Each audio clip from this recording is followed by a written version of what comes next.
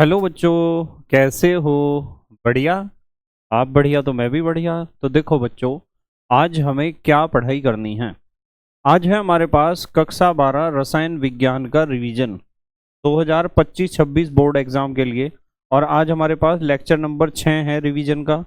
हमें पढ़ना है विद्युत रसायन का पहला लेक्चर रिवीजन का। और मैं आपको बताता हूँ कि पहला चैप्टर हम कंप्लीट कर चुके हैं 4 लेक्चर में। और ये हमारा दूसरा चैप्टर आज स्टार्ट हो चुका है। और मैं आपको पहले ही इस बात को स्पष्ट कर देता हूँ कि दूसरा लेक्चर का रिवीजन हम 2 ही लेक्चर में कंप्लीट कर देंगे। ये लेक्चर नंबर पहला है विद्युत रसायन का और एक लेक्चर होगा कल। और हमारा ये दूसरा चैप्टर का पूरा रिवीजन हो जाएगा। और आपको इस बात का भी पता है कि आपको प्लेलिस्ट मिल जाएगी और आपका जो कोर्स है, एप्लीकेशन है, उसमें हाइड्रोजन बेस 3.0 में आपको पूरा एक प्लेलिस्ट मिल जाएगी। उसमें आप पूरा रिवीजन अपना कर सकते हो।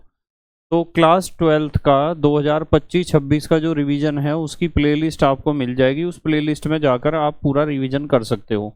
और इस बात का भी आपको पता होगा कि हम रिवीजन में प्रीवियस ईयर के और एनसीईआरटी के इम्पॉर्टेंट क्वेश्चंस डिस्कस कर रहे हैं। मतलब हम उन्हीं बातों को डिस्कस कर रहे हैं जो परीक्षा में पूछी जाएंगी सिर्फ। ठीक है, चलो स्टार्ट करते हैं आज की पढ़ाई। आज की पढ़ाई स्टार्ट करने से पहले सभी बच्चों को गुड इवनिंग, नमस्ते, प्रणाम, आयुष्मान भवे, दीर्घायु भवे, उत्तीर्ण भवे, यशस्वी भवे, शतायु भवे and best of luck for your exam. Start करते हैं विद्युत रसायन, जो दूसरा यूनिट है, इलेक्ट्रोकेमिस्ट्री आप इसे कह सकते हो। और हम सबसे पहले लेंगे फास्ट ट्रैक रिवीजन। पूरे चैप्टर का रिवीजन करेंगे पहले 10 मिनट में और फिर उसके बाद हम क्वेश्चंस करेंगे। देखो ध्यान से देखो।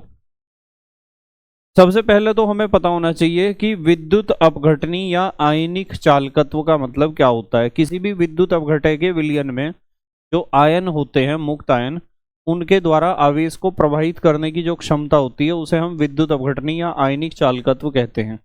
जैसे कि यहाँ लिखा हुआ है, विलयन में उपस्थित आयनों के कारण विद्युत के चालकत्व को विद्युत अपघटनी या आयनिक चालकत्व कहते हैं। फिर हमें पता होना चाहिए विद्युत चालकता या चालकत्व सी क्या होता है।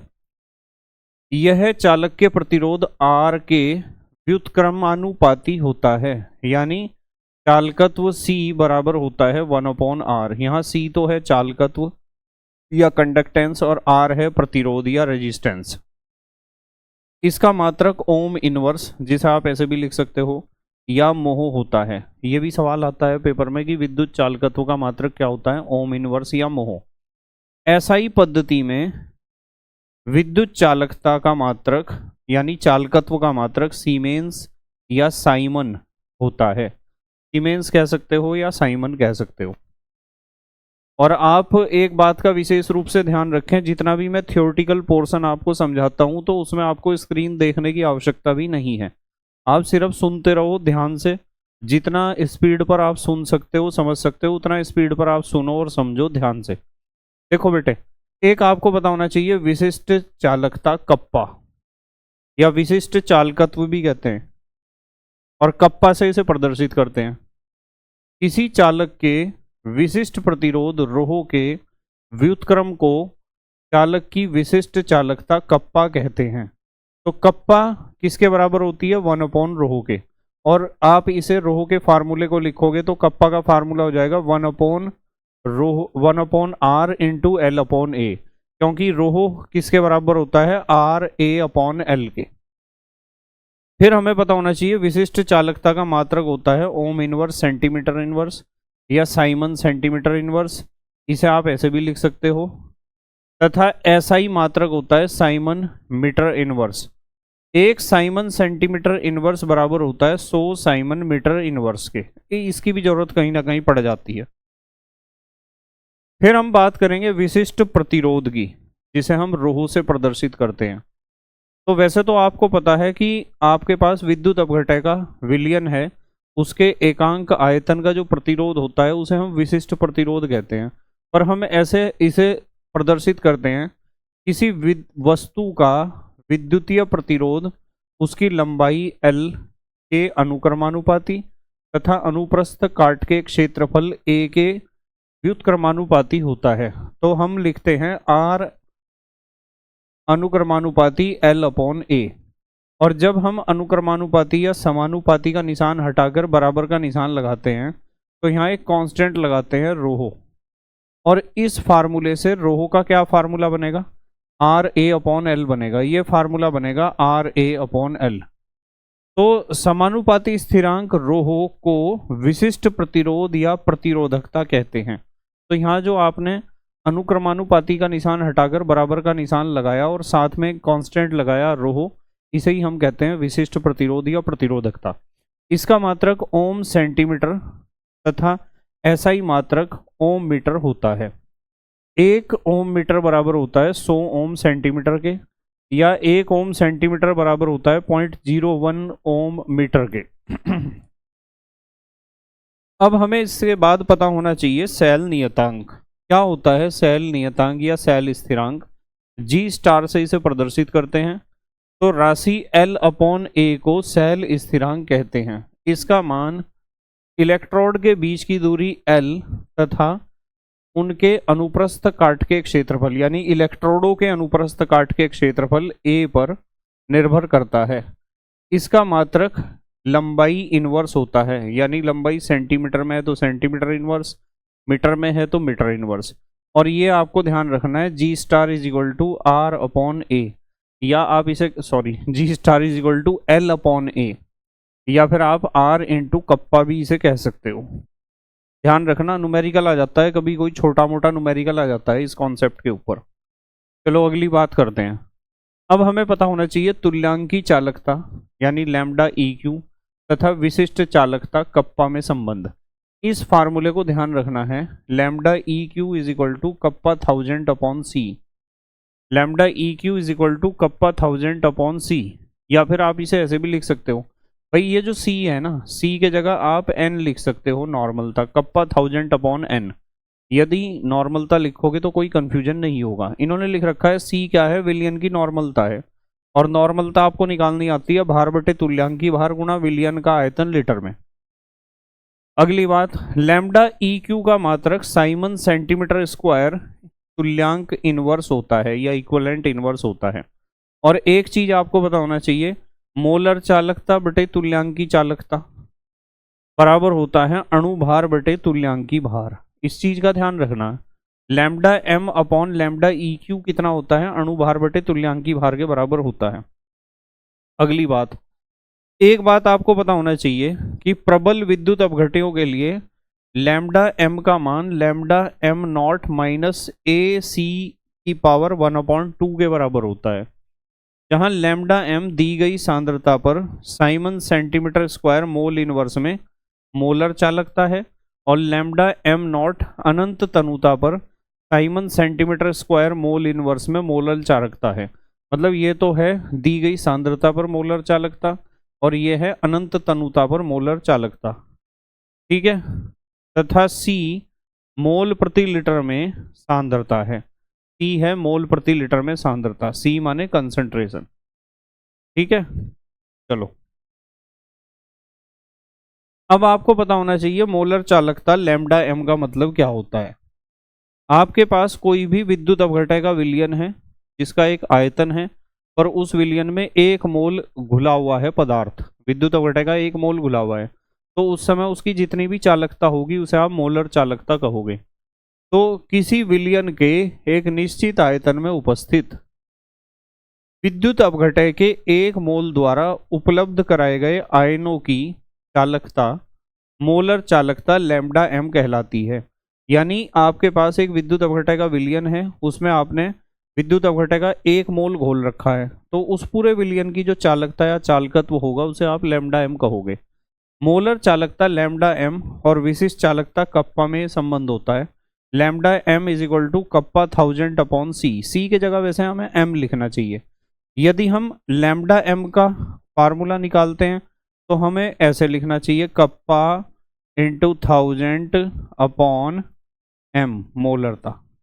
और यदि लैम्डा ई क्यू तुल्यांकी चालकता का फार्मूला निकालते हैं तो कप्पा इंटू 1000 अपॉन ई होना चाहिए, नहीं ई नहीं, वो तो मोलरता है, यहाँ होनी चाहिए नॉर्मलता एन। बस ये बात ध्यान रखना, इन दोनों के ऊपर न्यूमेरिकल आता है पेपर में, या तो इसके ऊपर आएगा या फिर इसके ऊपर आएगा, दोनों में से किसी ना किसी फार्मूले के ऊपर न्यूमेरिकल आपको परीक्षा में देखने को जरूर मिलेगा। एक चीज ध्यान रखनी है आपको कि C या M विलियन की मोलर सांद्रता है, जिसे हम मोलरता कहते हैं, भार बटे अणुभार गुणा विलियन का आयतन लीटर में। लैम्डा M का मात्रक यानी मोलर चालकता का मात्रक होता है siemens centimetre square mole inverse, या ऐसा ही मात्रक होता है siemens metre square mole inverse. एक siemens metre square mole inverse का मतलब होता है 10⁴ siemens centimetre square mole inverse, या एक siemens centimetre square mole inverse का मतलब होता है 10⁻⁻⁴ siemens metre square mole inverse. ये जो दो मात्रक आपको बताए गए आपस में बदलकर, इनमें से किसी भी मात्रक के ऊपर सवाल इस तरह का परीक्षा में पूछा जा सकता है, ये जरूरी है रिवीजन में। अगला है आयनों के स्वतंत्र अभिगमन का कोलराउस का नियम, बहुत इंपॉर्टेंट है, हर साल परीक्षा में पूछा जाता है कोलराउस का नियम। कोलराउस का नियम बड़ा आसान है, देखो किसी विद्युत अपघटय की सीमांत या अनंत तनुता पर मोलर चालकता यानी लैम्डा M नॉट विद्युत अपघटयों द्वारा दिए जाने वाले धनायनों और ऋणायनों की आयनिक चालकताओं का योग होती है, यानी lambda M naught is equal to nu positive lambda positive naught plus nu negative lambda negative naught. यहाँ न्यू के जगह आप N भी लिख सकते हो, N positive lambda positive naught और N negative lambda negative naught. आप न्यू, ये न्यू जो हमने लिख रखा है ना, ये न्यू ये वाला, इसकी जगह N भी लिख सकते हो, इससे कोई फर्क नहीं पड़ता। जहाँ न्यू पॉजिटिव तथा न्यू नेगेटिव विद्युत अपघटय के प्रति सूत्र इकाई से वियोजन के बाद प्राप्त धनायनों और ऋणायनों की संख्या है। इसका मतलब तो है उससे कितने धनायन प्राप्त हुए, और इसका मतलब है कितने ऋणायन प्राप्त हुए। जैसे आपके पास NaCl है, तो NaCl जब आयनों में टूट जाएगा तो कैसे टूट जाएगा, Na positive plus Cl negative, तो धनायन भी एक मिला ऋणायन भी एक, तो न्यू पॉजिटिव का मान भी एक होगा, न्यू नेगेटिव का मान भी एक होगा। ठीक है, कितने धनायन मिले कितने ऋणायन मिले। लैम्डा पॉजिटिव नॉट और लैम्डा नेगेटिव नॉट क्रम से धनायन तथा ऋणायन की सीमांत मोलर चालकताएं हैं, यानी धनायन की मोलर चालकता और ऋणायन की मोलर चालकता अनंत तनुता पर, जिसे आप सीमांत मोलर चालकता भी कह सकते हो। फिर है दुर्बल विद्युत अपघटय के अनंत तनुता पर मोलर चालकता का निर्धारण। यदि आपके पास ये एक दुर्बल विद्युत अपघटय एसिटिक एसिड, तो आप मोलर चालकता अनंत तनुता पर निकालना चाह रहे हो एसिटिक एसिड की, तो इसका एक तरीका है, ये कोलराउस नियम का अनुप्रयोग है जो फिलहाल हम पढ़ रहे हैं, कि आप HCl की मोलर चालकता देख लो, HCl की इसके वजह से देखी हमने H पॉजिटिव की वजह से, और सोडियम एसीटेट की मोलर चालकता देख लो, सोडियम एसीटेट की इसकी वजह से देखी, इस एसीटेट आयन की वजह से, और उन दोनों में से घटा दो मोलर चालकता NaCl की, क्योंकि यहाँ हमें Na नहीं चाहिए था और यहाँ हमें Cl नहीं चाहिए था। ऐसे न्यूमेरिकल परीक्षा में बहुत ज़्यादा पूछे जाते हैं, और ये कोलराउस नियम का अनुप्रयोग ही है। और कोलराउस नियम का दूसरा अनुप्रयोग ये है, वियोजन की मात्रा हम निकाल सकते हैं कोलराउस नियम से। एक तो ये है वियोजन की मात्रा अल्फा इज इक्वल टू दी गई सांद्रता पर, यानी लैम्डा MC का मतलब मोलर चालकता दी गई सांद्रता पर बटे मोलर चालकता अनंत तनुता पर, लैम्डा M नॉट का मतलब अनंत तनुता पर मोलर चालकता, जहाँ लैम्डा MC सांद्रता C पर मोलर चालकता है तथा लैम्डा M नॉट सीमांत मोलर चालकता है। सीमांत या अनंत तनुता पर एक ही मतलब होता है। तीसरा अनुप्रयोग है वियोजन स्थिरांक। वियोजन स्थिरांक K का मान आप निकाल सकते हो C alpha square upon 1 minus alpha से। तो ये तीन अनुप्रयोग हैं कोलराउस नियम के जो परीक्षा में पूछे जाते हैं। उसके बाद हम आ जाते हैं नेक्स्ट, विद्युत अपघटन। आपको पता है ना विद्युत अपघटन का मतलब क्या होता है, किसी विद्युत अपघटय के जलीय विलयन या गलित अवस्था में विद्युत धारा द्वारा अपघटन का प्रक्रम विद्युत अपघटन कहलाता है। विद्युत अपघटनी सेल के एनोड पर ऑक्सीकरण तथा कैथोड पर अपचयन होता है। अतः धनायन कैथोड पर तथा ऋणायन एनोड पर निक्षेपित होते हैं। जैसे यहाँ एक उदाहरण है, CaH2 कैल्शियम हाइड्राइड का हमने एक जलीय विलयन बनाया और उसमें विद्युत धारा प्रवाहित कर दी कैथोड और एनोड लगाकर। यदि आप ऐसा करोगे तो Ca डबल पॉजिटिव और 2 H नेगेटिव आयन आपको मिलेंगे। ये 2 H नेगेटिव आयन जाएंगे एनोड पर और ये इलेक्ट्रॉन निकाल लेंगे अपने अंदर से और हाइड्रोजन गैस उड़ेगी एनोड के पास से। जबकि Ca डबल पॉजिटिव आयन कहाँ जाएंगे? कैथोड पर, और 2 इलेक्ट्रॉन ग्रहण करेंगे और कैल्शियम धातु इकट्ठा होगी कैथोड के ऊपर, जिससे कैथोड प्लेट कैसी हो जाएगी? मोटी होती रहेगी लगातार। फिर है अगला टॉपिक हमारा विद्युत अपघटन का प्रभाव। विद्युत अपघटन का क्या प्रभाव पड़ता है? यदि किसी विलयन में 2 या 2 से अधिक धनायन या ऋणायन उपस्थित हों, मान लो ये जो है ना विद्युत रासायनिक श्रेणी का सवाल है कि आपके पास विद्युत अपघटन का जलीय विलयन है और उसमें 2 प्रकार के धनायन हैं या 2 प्रकार के ऋणायन हैं, तो दोनों प्रकार के धनायनों में से कौन सा धनायन कैथोड पर मुक्त होगा और 2 प्रकार के ऋणायनों में से कौन सा ऋणायन एनोड पर मुक्त होगा? इस चीज का आपको पता होना चाहिए जरूर। तो यहाँ यही बात लिखी हुई है कि यदि किसी विलयन में 2 या 2 से अधिक धनायन या ऋणायन उपस्थित हों तो उस विलयन का विद्युत अपघटन करने पर इलेक्ट्रोड पर केवल एक विशेष प्रकार का आयन ही मुक्त होता है, यानी दोनों धनायनों में से कोई सा एक धनायन या दोनों ऋणायनों में से कोई सा एक ऋणायन, अन्य आयन नहीं।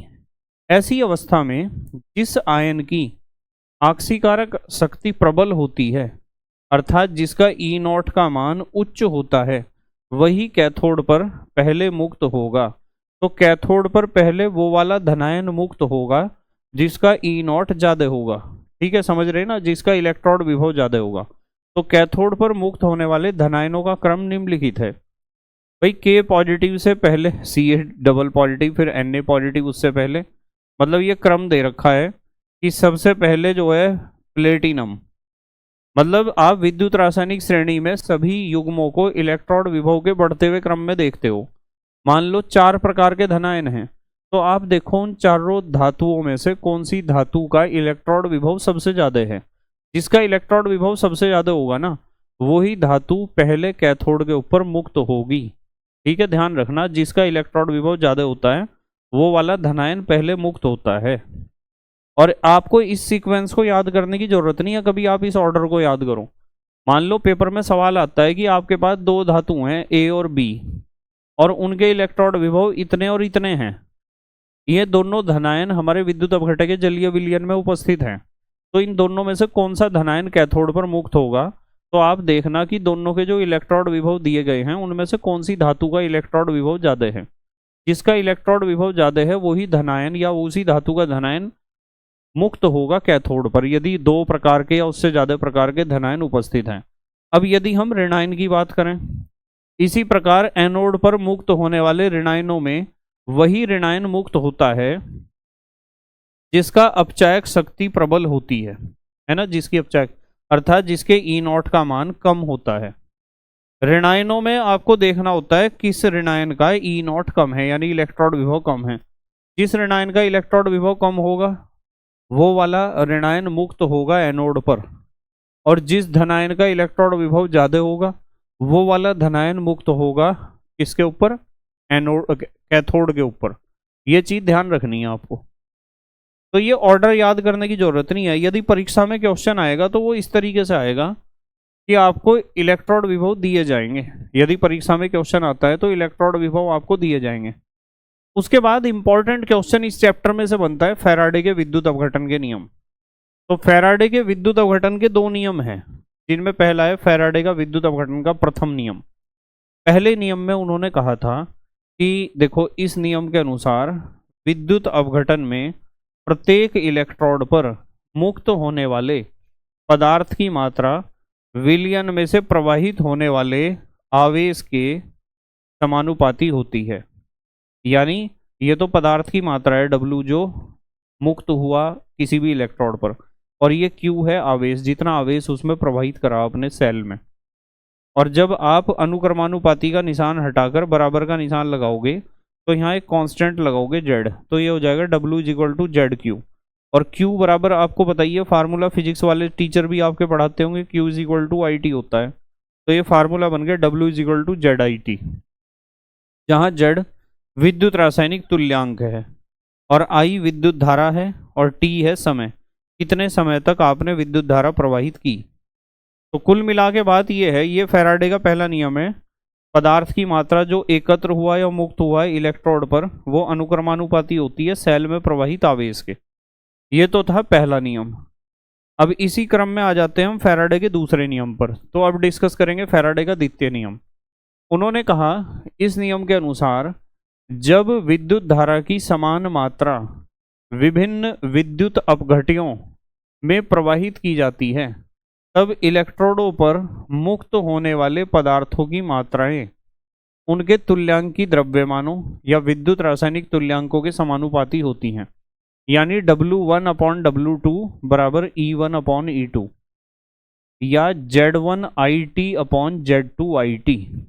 ठीक है, ध्यान रखना W=ZIT होता है ना, W=ZIT होता है, तो IT से तो IT कट जाएगा क्योंकि समान धारा प्रवाहित करी समान समय के लिए। भाई Q=IT होता है ना, तो IT से तो IT हम काट देंगे, तो फार्मूला यहाँ भी बराबर का निशान आप लगा सकते हो, W1/W2 E1/E2 Z1/Z2। ठीक है, इससे हमें पता चला कि E अनुक्रमानुपाती होता है Z के, यानी किसी भी तत्व का जो तुल्यांकी भार है वो उसके विद्युत रासायनिक तुल्यांक के समानुपाती होता है। ऐसी स्थिति में जब हम अनुक्रमानुपाती का निशान हटाकर बराबर का निशान लगाते हैं तो यहाँ एक कांस्टेंट लगता है F, इसे कहते हैं फैराडे कांस्टेंट, और इसका मान होता है 96,500 कूलाम। तो E=FZ याद रखना है आपको।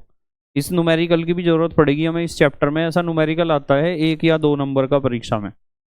अब उसके बाद आपको पता होना चाहिए विद्युत रासायनिक सेल। आपको पता है विद्युत रासायनिक सेल एक ऐसा सेल, एक ऐसी युक्ति होती है जो विद्युत ऊर्जा को रासायनिक ऊर्जा में या रासायनिक ऊर्जा को विद्युत ऊर्जा में बदलते हैं, या दोनों काम ही करते हैं।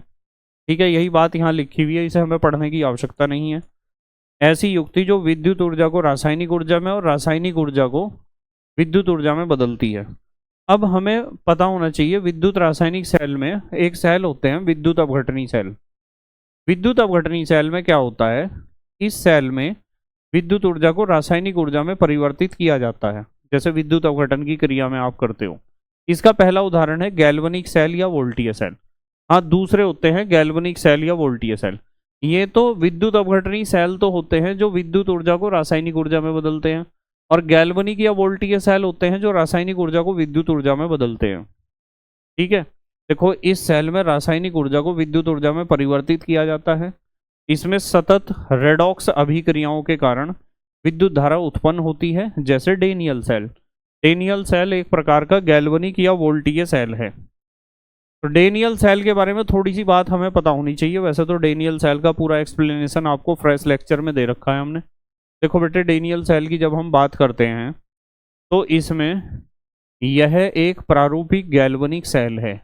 इस सेल में 2 प्रकार के विलयन, एक तो कॉपर सल्फेट तथा एक जिंक सल्फेट प्रयुक्त किए जाते हैं, तथा दोनों विलयनों का संपर्क एक U आकार की नली के द्वारा किया जाता है, जिसे लवण सेतु यानी साल्ट ब्रिज कहते हैं। आ रहा ना याद? इसकी सहायता से 2 अर्ध सेलों को जोड़कर एक पूर्ण सेल बना ली जाती है। ठीक है, ये बात आपको पता होनी चाहिए। उसके बाद हम आते हैं इलेक्ट्रोड विभव पर। इलेक्ट्रोड विभव आपको पता ही है, जब धातु की पत्ती या छड़ को इसके स्वयं के आयन से युक्त विलयन में रखा जाता है तो धातु की पत्ती यानी छड़ के सापेक्ष, तो धातु की पत्ती विलयन के सापेक्ष धनावेशित या ऋणावेशित हो जाती है, तथा धातु की पत्ती एवं इसके विलयन के मध्य विभवांतर उत्पन्न हो जाता है, जिसे इलेक्ट्रोड विभव E कहते हैं। इलेक्ट्रोड विभव, ये बहुत इंपॉर्टेंट लाइन है जो मैं अब पढ़ रहा हूँ। इलेक्ट्रोड विभव इलेक्ट्रोड की प्रकृति, विद्युत अपघटन की प्रकृति, विलयन के ताप तथा धातु आयनों की सांद्रता पर निर्भर करता है। तो जब किसी धातु की छड़ को उसी धातु के लवण के विलयन में डुबाया जाता है ना, तो धातु की छड़ या तो धनावेशित हो जाती है या तो ऋणावेशित हो जाती है, जिसके कारण धातु की सतह पर एक विभव पैदा हो जाता है, जिसे हम कहते हैं इलेक्ट्रोड विभव, और E से इसे प्रदर्शित करते हैं। और इलेक्ट्रोड विभव इन 4 चीजों पर निर्भर करता है जो मैंने आपको लास्ट की लाइन बताई थी कि इंपॉर्टेंट है। फिर हमें पता होना चाहिए इलेक्ट्रोड विभव के बाद मानक इलेक्ट्रोड विभव, जिसे हम प्रदर्शित करते हैं E0 से। तो मानक इलेक्ट्रोड विभव विशेष परिस्थितियों में निकाला गया इलेक्ट्रोड विभव है, और वे विशेष परिस्थितियां 3 हैं। देखो, यदि अर्धशैल अभिक्रिया में प्रयुक्त सभी आयनों की सांद्रता इकाई, पहला तो यह है, एकांक सांद्रता होनी चाहिए, मोलरता 1 मोल प्रति लीटर होनी चाहिए, तापमान 25 डिग्री सी, दूसरी शर्त यह है, तथा दाब 1 वायुमंडल, तीसरी शर्त यह है। यानी ये मानक परिस्थितियां हैं, ये हो तीनों शर्तें, तो इलेक्ट्रोड विभव कौमा मानक इलेक्ट्रोड विभव कहलाता है। यदि इन तीनों बातों का ध्यान रखते हुए आप इलेक्ट्रोड विभव ज्ञात करते हो तो आप उसे इलेक्ट्रोड विभव ना कहकर मानक इलेक्ट्रोड विभव कहोगे। इसे ई नॉट से प्रदर्शित करते हैं मानक इलेक्ट्रोड विभव को। उदाहरण, कॉपर का मानक इलेक्ट्रोड विभव प्लस 0.34 वोल्ट होता है। फिर आपको पता होना चाहिए मानक हाइड्रोजन इलेक्ट्रोड, पता है ना, मानक हाइड्रोजन इलेक्ट्रोड एक ऐसी युक्ति है, एक ऐसा इलेक्ट्रोड है, एक ऐसा उपकरण है जिसकी सहायता से आप विभिन्न इलेक्ट्रोडों का इलेक्ट्रोड विभव ज्ञात कर सकते हो, और उसका इलेक्ट्रोड विभव वैज्ञानिकों द्वारा 0 वोल्ट माना गया है, होता नहीं है, माना गया है 0 वोल्ट। तो वह हाइड्रोजन इलेक्ट्रोड जिसमें हाइड्रोजन गैस का दाब 1 वायुमंडल तथा विलयन में H पॉजिटिव आयनों की सांद्रता 1 मोल प्रति लीटर हो, मानक हाइड्रोजन इलेक्ट्रोड कहलाता है। इसके इलेक्ट्रोड विभव को स्वेच्छा से शून्य माना गया है शून्य। इसका इलेक्ट्रोड विभव कितना माना गया है? शून्य माना गया है इसका इलेक्ट्रोड विभव। चलो नेक्स्ट, अगली बात करते हैं। अब हमें पढ़ना है विद्युत रासायनिक श्रेणी। पता है ना विद्युत रासायनिक श्रेणी, जब विभिन्न युग्मों को उनके इलेक्ट्रोड विभव के बढ़ते हुए क्रम में रखा गया तो एक श्रेणी प्राप्त हुई जिसे विद्युत रासायनिक श्रेणी कहते हैं। उसके बाद आपको पता होना चाहिए रेडॉक्स विभव। क्या रेडॉक्स विभव? किसी सेल में ऑक्सीकरण तथा अपचयन अभिक्रियाएं होने पर धातु तथा विलयन में उपस्थित आयनों के मध्य स्थापित होने वाले साम्य में विभवांतर को रेडॉक्स विभव कहते हैं। क्या कहते हैं? रेडॉक्स विभव। इसे याद कर लेना, वहां भी मैंने आपको समझाया था, प्रेस लेक्चर में भी समझाया था। उसके बाद आता है सेल का विद्युत वाहक बल या EMF, इलेक्ट्रोमोटिव फोर्स। दो अर्धशैल अभिक्रियाओं अर्थात ऑक्सीकरण अर्धशैल अभिक्रिया तथा अपचयन अर्धशैल अभिक्रिया, तो दो अर्धशैल अभिक्रियाओं के इलेक्ट्रोड विभव में अंतर को सेल का विद्युत वाहक बल अथवा सेल विभव यानी ई सेल कहते हैं, तथा मानक परिस्थितियों में इसे मानक सेल विभव यानी ई नॉट सेल कहते हैं। तो जो हमारा अर्धशैल अभिक्रियाएं हैं उनके इलेक्ट्रोड विभव हैं ऑक्सीकरण विभव और अपचयन विभव, उनका जो अंतर होता है उसे हम कहते हैं ई सेल या ई नॉट सेल। यदि मानक परिस्थितियां हैं ई नॉट सेल। सेल का विद्युत वाहक बल EMF ऐसे निकलता है, ई कैथोड माइनस ई एनोड, ई naught cathode minus E naught anode आप कह सकते हो। और गैल्वनिक सेल का विद्युत वाहक बल कैसे निकलता है? ऐसे, E naught cell is equal to E naught cathode minus E naught anode, same बात है, ऐसे निकलता है। हम फास्ट ट्रैक रिवीजन कर रहे हैं इस समय, जिससे आप जल्दी जल्दी देख लो, फिर उसके बाद हम पढ़ेंगे क्वेश्चंस को जो प्रीवियस ईयर और NCERT के हैं। नर्स्ट समीकरण क्या होती है? नर्स्ट समीकरण इलेक्ट्रोड विभव तथा विलयन के सांद्रण के मध्य संबंध को दर्शाने वाली समीकरण नर्स्ट समीकरण कहलाती है। डेनियल सेल के लिए नर्स्ट समीकरण ये है डेनियल सेल के लिए, E cell is equal to E naught cell minus 2.303 RT upon 2F log base 10 concentration of Zn double positive upon concentration of Cu double positive. ये डेनियल सेल के लिए है। और यदि आप एक देखो सामान्य विद्युत रासायनिक अभिक्रिया के लिए नर्स्ट समीकरण लिखना चाहते हो जिसमें M डैश बदला है M डैश N पॉजिटिव में और M N पॉजिटिव बदला है M में, यानी इसका तो हुआ है ऑक्सीकरण, इसका हुआ है अपचयन। तो ऐसी स्थिति में यदि आपको नर्स्ट समीकरण लिखनी है तो ये बनेगी E cell is equal to E naught cell minus 0.059 upon N log base 10 concentration of oxidation upon concentration of reduction. Power है इनकी X और Y, जहां x और y संतुलित समीकरण में m डैश तथा m के रस समीकरण मितीय गुणांक हैं। यानी इसके पहले कुछ लिखा होगा वो तो x होगा, इसके पहले कुछ लिखा होगा वो y होगा। ठीक है, स्टोकियोमेट्री कोफिशिएंट जिन्हें कहते हैं, रस समीकरण मितीय गुणांक। ये तो कक्षा 9 में भी पढ़ाए गए थे आपको, कक्षा 9-10 में। नर्स्ट समीकरण और साम्य स्थिरांक। नर्स्ट समीकरण और साम्य स्थिरांक में ये संबंध होता है E naught cell is equal to 2.303 RT upon F log KC, या फिर 0.0591 अपॉन n लॉग KC। ऐसे भी आप लिख सकते हो, चाहे ऐसे लिख लो चाहे ऐसे लिख लो, दोनों का मतलब एक ही है। उसके बाद थोड़ा सा इसके बारे में भी पता होना चाहिए आपको। गिब्स मुक्त ऊर्जा एवं सेल विभव, डेल्टा G नॉट, ये गिब्स मुक्त ऊर्जा परिवर्तन है, मानक गिब्स मुक्त ऊर्जा परिवर्तन is equal to minus NFE naught cell, जहां n स्थानांतरित इलेक्ट्रॉनों की संख्या है। इसके ऊपर भी न्यूमेरिकल मैंने सिखाए थे ना आपको कैसे होते हैं। उसके बाद हमें पता होना चाहिए व्यावसायिक सेल या बैटरियां। उत्क्रमणीयता के आधार पर सेल निम्न दो प्रकार के होते हैं। एक तो होते हैं प्राथमिक सेल। प्राथमिक सेल ऐसे हैं जो सेल एक बार डाउन हो गया दोबारा उसे आप यूज नहीं कर सकते, रिचार्ज नहीं कर सकते, वो एक बार यूज होगा। तो प्राथमिक सेलों में इलेक्ट्रोड अभिक्रिया केवल एक बार होती है और कुछ समय बाद सेल मृत हो जाते हैं, अर्थात सेल को पुनः आवेशित नहीं किया जा सकता है। उदाहरण शुष्क सेल जो आप रिमोट में डालते हो अपने टीवी के, ठीक है, घड़ियों में डालते हो, अथवा लेक्लांसे सेल या मरकरी सेल, ये सब प्राथमिक सेल हैं क्योंकि इन्हें दोबारा आप यूज नहीं कर सकते हो, चार्ज नहीं कर सकते हो। जबकि एक होते हैं द्वितीयक सेल, सेकेंडरी सेल। इन सेलों को विद्युत धारा प्रवाहित करके पुनः आवेशित यानी रिचार्ज किया जा सकता है। इनमें विद्युत ऊर्जा को संचित किया जा सकता है, अतः इन सेलों को संचयी सेल अथवा संग्रह सेल भी कहते हैं। उदाहरण लेड संचायक सेल, जिसे आप सीसा संचायक सेल या लेड स्टोरेज बैटरी कहते हो, जो इन्वर्टर का बैटरा होता है। Nickel cadmium cell, nickel cadmium cell भी एक सीसा संचायक सेल जैसा द्वितीयक सेल होता है। तो अब थोड़ी सी बात कर लेते हैं लेड यानी सीसा संचायक सेल की। इसमें प्रयोग में होने पर निम्न अभिक्रिया होती है जब सीसा संचायक सेल इस्तेमाल होता है। Pb plus PbO2 plus 2H2SO4 is equal to PbSO4 plus 2H2।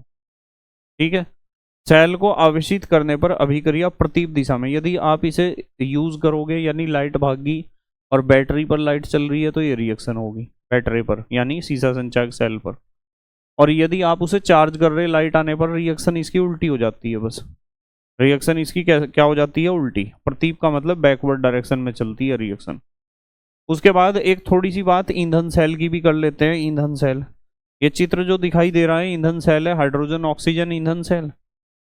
देखो इस प्रकार की गैल्वनिक सेल में ईंधन के दहन से मुक्त होने वाली ऊर्जा को विद्युत ऊर्जा में परिवर्तित किया जाता है। ये सेल रासायनिक ऊर्जा के लगभग 74% को विद्युत ऊर्जा में परिवर्तित कर देते हैं। प्रयुक्त ईंधन गैसीय अवस्था में होता है। तो इधर से तो हाइड्रोजन भेज रहे एनोड की तरफ और कैथोड की तरफ हम भेज रहे ऑक्सीजन, दोनों आपस में क्रिया करेंगे, H2O बनता रहेगा और साथ में विद्युत ऊर्जा भी उत्पन्न होती रहेगी। हाइड्रोजन ऑक्सीजन ईंधन सेल है ये ईंधन सेल जो हाइड्रोजन और ऑक्सीजन का उपयोग कर विद्युत उत्पादन करती है, और ये इसका रिएक्शन है। हाइड्रोजन ऑक्सीजन ईंधन सेल, इस सेल में छिद्रित कार्बन इलेक्ट्रोड लगे होते हैं। एनोड पर तो होता है ये reaction 2H2 plus 4OH negative is equal to 4H2O plus 4 electron, और कैथोड पर ये रिएक्शन होता है O2 plus 2H2O plus 4 electron is equal to 4OH negative. और यदि दोनों को जोड़ोगे तो ये रिएक्शन सबके याद है 2H2 plus O2 is equal to 2H2O। तो हाइड्रोजन ऑक्सीजन ईंधन सेल परीक्षा में बहुत ज़्यादा पूछा जाता है। और अब आ जाते हैं हम संक्षारण पर। संक्षारण का मतलब तो आपको पता है, वायु अथवा रासायनिक पदार्थों द्वारा धातुओं की सतह का धीरे धीरे नष्ट होने का प्रक्रम संक्षारण कहलाता है। उदाहरण लोहे पर जंग लगना, तांबे के पात्र का हरा पड़ना और चांदी का काला पड़ना। तो ये तो पूरे चैप्टर का एक फास्ट ट्रैक रिवीजन था।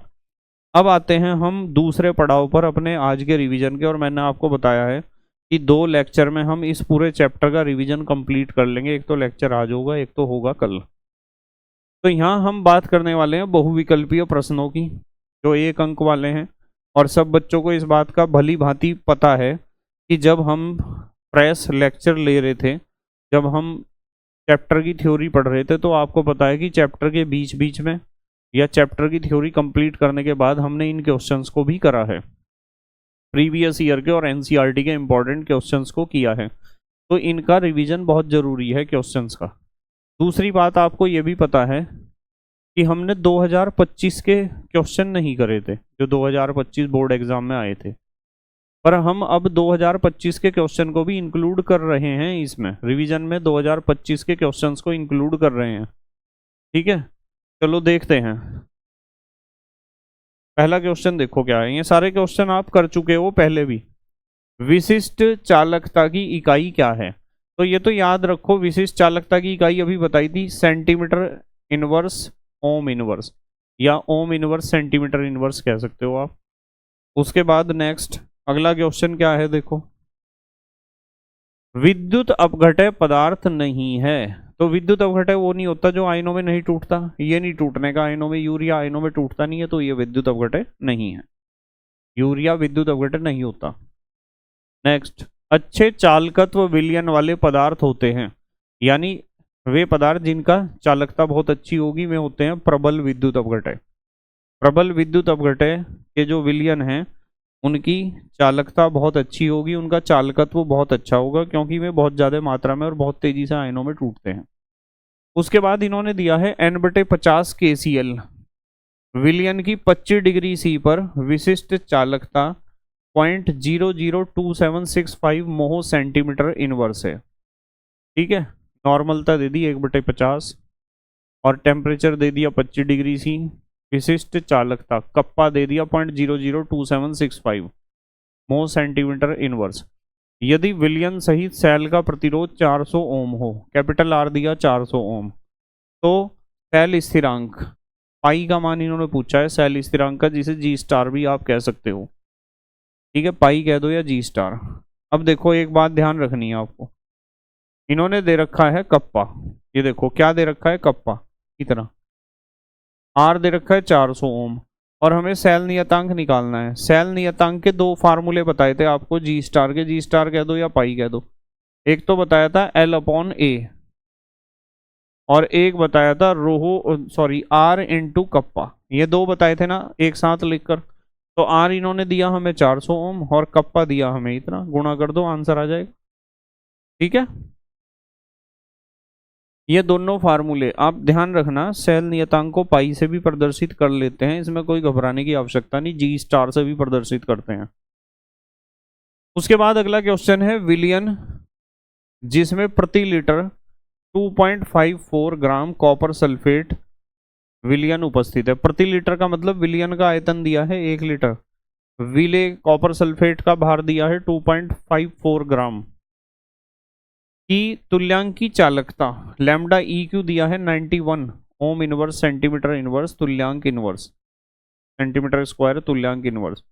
इसकी चालकता बताओ, सी पूछा है इन्होंने, सी क्या पूछा है, सी। तो हमें इस बात का पता है कि एक फार्मूला अभी थोड़ी देर पहले मैंने आपको बताया था, ये बताया था lambda EQ is equal to kappa into 1000/n, है ना।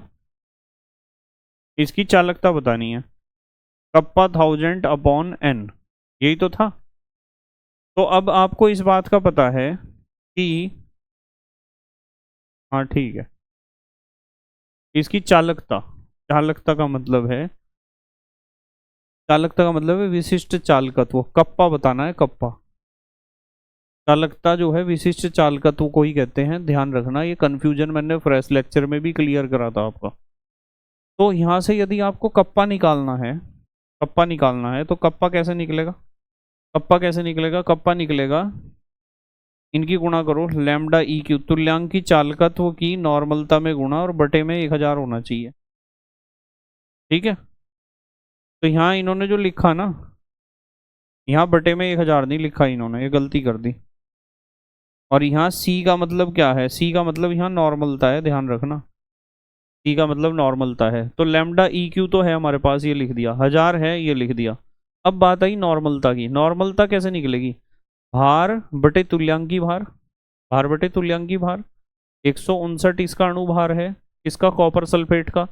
और अणु भार को 2 से भाग इसलिए करा क्योंकि Cu डबल पॉजिटिव आयन होता है, 2 इकाई धनावेश है। तो ये जब अणु भार को हमने इसके आवेश से भाग कर दिया तो तुल्यांकी भार निकल गया, भार बटे तुल्यांकी भार गुणा विलयन का आयतन लीटर में। विलयन का आयतन लीटर में कितना है, देखो प्रति लीटर 1 लीटर है, तो इसलिए यहाँ 1 है। कभी आप सोचो ये 1000 है, 1000 तो उस फार्मूले में ही था, देखो यहाँ बटे में 1000 था, यहाँ मिस प्रिंट हो रहा है, यहाँ दे नहीं रखा, तो कैलकुलेट करोगे तो आंसर आ जाएगा। आई बात समझ में, तो ये बात ध्यान रखनी है, यहाँ बटे में 1000 होना चाहिए था, इन्होंने दे नहीं रखा। उसके बाद अगला क्वेश्चन देखते हैं, छठा। किसी भी इलेक्ट्रोड का इलेक्ट्रोड विभव निर्भर करता है धातु की प्रकृति पर, विलयन के ताप पर, विलयन की मोलरता पर, ये सभी तो सब पर ही निर्भर करेगा ये तो क्वेश्चन पहले भी आपको कराया जा चुका है। अगला क्वेश्चन अब है, किसी इलेक्ट्रोड का इलेक्ट्रोड विभव निर्भर नहीं करता है, तो ये भी क्वेश्चन करा दिया, दाब पर निर्भर नहीं करता है इलेक्ट्रोड विभव, किस पर निर्भर नहीं करता है, दाब पर। नेक्स्ट अगला क्वेश्चन, धातु जो हाइड्रोक्लोरिक अम्ल से हाइड्रोजन विस्थापित नहीं कर सकती है, जो विद्युत रासायनिक श्रेणी में हाइड्रोजन से नीचे रखी होगी, और वो धातु है कॉपर। ये हाइड्रोजन को विस्थापित नहीं कर सकती, ना तो अम्ल से ना तो जल से, क्योंकि विद्युत रासायनिक श्रेणी में कॉपर को हाइड्रोजन से नीचे रखा गया है, इसका इलेक्ट्रोड विभव प्लस में है, यानी 0 से ज्यादा है। 9वां क्वेश्चन देखो, धातु जो सरलता से ऑक्सीकृत हो जाती है, जो सरलता से ऑक्सीकृत हो जाती है वो सबसे ज्यादा क्रियाशील है, यानी जो प्रबल अपचायक है। ऑक्सीकृत होने का मतलब जो आसानी से इलेक्ट्रॉन को छोड़ देगा। अब इलेक्ट्रॉन को कौन छोड़ेगा सबसे आसानी से, जो विद्युत रासायनिक श्रेणी में सबसे ऊपर रखा होगा, यानी सबसे ज्यादा क्रियाशील होगा, और वो है एल्यूमिनियम। इन सब में तो एल्यूमिनियम ही सबसे ज्यादा क्रियाशील है, और सिल्वर का और प्लेटिनम का तो आपको पता ही है बहुत कम क्रियाशील है, और कॉपर की कहानी आपने सुनी रखी है, तांबे की। नेक्स्ट अगला क्वेश्चन, निम्न में से कौन सी अभिक्रिया संभव नहीं है। देखो यहाँ जो है ना, कॉपर किसे हटा रहा है, सिल्वर को, बिल्कुल हटा देगा। और यहाँ हाइड्रोजन हटाने की कोशिश कर रहा है किसे, कैल्शियम को। अब कैल्शियम तो हाइड्रोजन को हटा देगा, पर हाइड्रोजन कैल्शियम को नहीं हटा सकता, तो यही रिएक्शन पॉसिबल नहीं है। हाइड्रोजन कॉपर को हटा देगा, पक्की बात है, और यहाँ लोहा हाइड्रोजन को हटा देगा, पक्की बात है। ये जो बी है ये पॉसिबल नहीं है, ठीक है। नेक्स्ट अगला, विद्युत रासायनिक श्रेणी के सवाल जिस बच्चे ने बहुत ढंग से पढ़ रखे हैं उसे ये बातें बहुत मजा आ रहा होगा इन क्वेश्चंस को करने में। सेल अभिक्रिया Zn plus 2Ag positive is equal to Zn double positive plus 2Ag का सही प्रदर्शन है। देखो Zn तो बदल रहा है Zn डबल पॉजिटिव में, तो ये Zn oblique Zn double positive, ये तो बन गया एनोड, और ये हमने लगा दिया यहाँ लवण सेतु। और आपका जो Ag पॉजिटिव बदल रहा है Ag में, तो Ag पॉजिटिव ऑब्लिक Ag, ये बिल्कुल सही है। पहले तो एनोड लिखना चाहिए ना, और फिर बीच में लवण सेतु लिखना चाहिए, और फिर लिखना चाहिए कैथोड। एनोड पर दिखाना चाहिए ऑक्सीकरण, इलेक्ट्रॉन निकलता हुआ, और कैथोड पर दिखाना चाहिए अपचयन, इलेक्ट्रॉन जुड़ता हुआ। नेक्स्ट अगला क्वेश्चन, किसी भी गैल्वनिक सेल में लवण सेतु को हटा देने पर सेल का वोल्टेज सबको पता है अचानक शून्य हो जाता है, सेल तो काम करना बंद ही कर देगा यदि लवण सेतु हटा दिया तो आपने। नेक्स्ट अगला क्वेश्चन 13वां, मानक हाइड्रोजन इलेक्ट्रोड का इलेक्ट्रोड विभव होता है सबको पता है, मानक हाइड्रोजन इलेक्ट्रोड का इलेक्ट्रोड विभव 0 वोल्ट माना जाता है, ठीक है। SHE का इलेक्ट्रोड विभव कितना होता है, 0 वोल्ट। नेक्स्ट अगला क्वेश्चन, रोह की SI इकाई है, याद करने वाला क्वेश्चन है, ओम मीटर। SI पद्धति में बताया था, रोह की SI इकाई क्या है, ओम मीटर है। नेक्स्ट, निम्न में से कौन सा ऑक्साइड हाइड्रोजन द्वारा अपचयित होगा, हाइड्रोजन द्वारा कौन सा ऑक्साइड अपचयित होगा। हाइड्रोजन सोडियम को नहीं हटा सकता, हाइड्रोजन मैग्नीशियम को नहीं हटा सकता, हाइड्रोजन एल्यूमिनियम को नहीं हटा सकता, हाइड्रोजन सिल्वर को हटा सकता है, क्योंकि विद्युत रासायनिक श्रेणी में हाइड्रोजन से नीचे सिर्फ सिल्वर है इन चारों में से। तो ये आंसर बनेगा। देखो ऐसा क्वेश्चन बहुत आता है परीक्षा में, जैसा ये सामने रखा हुआ है आपके। 3 धात्वीय धनायनों एक्स वाई जेड के मानक अपचयन इलेक्ट्रोड विभव क्रम से +0.52 -3.03 -1.18 हैं। संबंधित धातुओं के अपचयन अक्षमता का क्रम। सबसे ज्यादा क्रियाशील धातु वो होगी जिसका सबसे कम है मान, ये होगा बीच वाला। बीच वाला क्या है, वाई, ये सबसे ज्यादा क्रियाशील। उसके बाद ये होगा, इससे ज्यादा वैल्यू ये है नंबर 2 पर, और नंबर 3 पर ये होगा। तो सही उत्तर होगा क्या है, संबंधित धातुओं के अपचयन क्षमता का क्रम Y Z X. Y Z X, ये देखो वाई सबसे ज्यादा क्रियाशील, जेड उससे कम क्रियाशील, एक्स, यही सही उत्तर है ए। ठीक है ना, करा रखे हैं ऐसे क्वेश्चन। ऐसा क्वेश्चन जरूर आएगा परीक्षा में, ध्यान रखना बिल्कुल। जैसा ये क्वेश्चन है दूसरा आ गया, देखो 17वां क्वेश्चन। 4 धातुओं ए बी सी डी के मानक अपचयन विभव क्रम से इतने इतने इतने तथा इतने वोल्ट हैं। इनमें से प्रबल अपचायक सबसे ज्यादा क्रियाशील वो होगा जिसका इलेक्ट्रोड विभव सबसे कम होगा। मुझे तो ये लग रही है सबसे छोटी वैल्यू, माइनस में 3.06, और किसकी है, ए की है। तो सही उत्तर यही है बस, ए। ठीक है, जिस धातु का इलेक्ट्रोड विभव जितना कम होता है वो धातु उतनी ही ज्यादा क्रियाशील होती है, उतनी ही प्रबल अपचायक होती है, उसका ऑक्सीकरण उतनी ही आसानी से होता है। ये तीनों बात ध्यान रखनी है आपको। नेक्स्ट, 25 डिग्री सी पर LiBa Na और Mg के मानक अपचयन विभव क्रम से इतने इतने इतने इतने वोल्ट हैं। सबसे प्रबल ऑक्सीकारक, तो भाई सबसे प्रबल अपचायक तो वो होगा जिसका सबसे कम होगा मान, ये तो होगा सबसे प्रबल अपचायक। इन्होंने पूछा है सबसे प्रबल ऑक्सीकारक, तो इसके बाद नंबर है -2.73 2.7, ये होगा इसका उत्तर। ये सबसे प्रबल ऑक्सीकारक ये लास्ट वाला ही है, मैग्नीशियम। देखो कहाँ है ये रहा। सबसे प्रबल अपचायक कोई पूछता तो लिथियम होता है इसका उत्तर। और सबसे प्रबल ऑक्सीकारक, धातुएं जो हैं वे अपचायक ही तो होती हैं, धातुएं होती हैं अपचायक। यदि ऑक्सीकारक पूछ रहा तो वो सबसे कम क्रियाशील पूछ रहा धातु। जिस धातु का E0 सबसे कम होता है वो सबसे ज्यादा क्रियाशील होती है, सबसे प्रबल अपचायक होती है। और जिस धातु का E0 सबसे ज्यादा होता है वो सबसे कम क्रियाशील धातु होती है और सबसे प्रबल ऑक्सीकारक होती है, या फिर सबसे दुर्बल अपचायक आप कह सकते हो। नेक्स्ट अगला क्वेश्चन देखो 19। 25 डिग्री सी पर Li/Li positive, Ba/Ba double positive, Na/Na positive तथा Mg/Mg डबल पॉजिटिव युग्मों के मानक ऑक्सीकरण विभव क्रम से दिस हैं। इनमें सबसे प्रबल ऑक्सीकारक, ये इन्होंने इनके ऑक्सीकरण विभव दिए।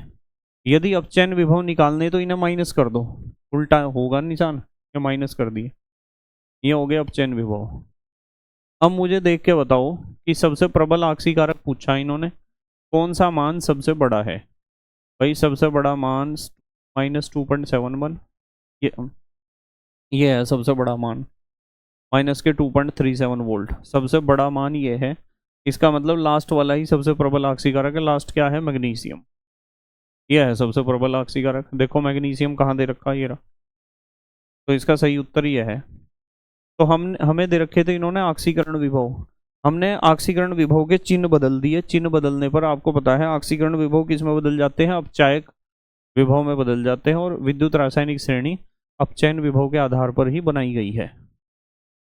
नेक्स्ट अगला क्वेश्चन देखो, ऐसा क्वेश्चन परीक्षा में आएगा, जरूर देख लेना चाहिए। 4 धातुओं ए बी सी तथा डी के मानक इलेक्ट्रोड विभव क्रम से इतना इतना इतना तथा इतने वोल्ट हैं। इन धातुओं की घटती हुई सक्रियता, भाई सबसे ज्यादा क्रियाशील तो मुझे ये लग रहा, यानी ये नंबर 1। उसके बाद ये है, यानी नंबर 2। नहीं नहीं नहीं नहीं, ये तो लास्ट वाला है, नंबर 2 पर ये है।